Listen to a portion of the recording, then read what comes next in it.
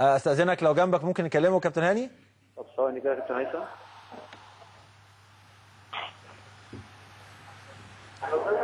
اقول له ان انت بتقول غلطه الجول. جدو فين؟ جدو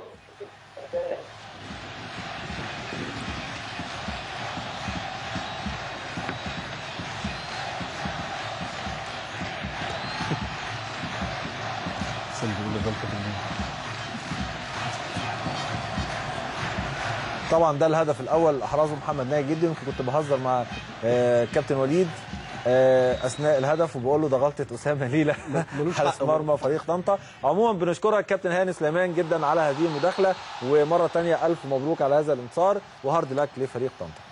طبعا بنشاهد اهداف لقاء فريق الاتحاد السكندري امام فريق طنطا، واللي انتهى بفوز كبير لفريق الاتحاد السكندري بنتيجه 6-1. احرز محمد ناجي جدو ثلاثيه هاتريك في هذه المباراه، وهو هداف افريقيا في انجولا البطوله السابقه، وطبعا صاحب هدف الفوز على منتخب. قدم وراس جدو، بص عرضيه شاكر، بص راسيه القناص، بص راسيه الهداف داخل الشباك، و3-0 النتيجه. الدقيقه 5 بتشهد الهدف الثاني لجدو، الثالث لجدو والثالث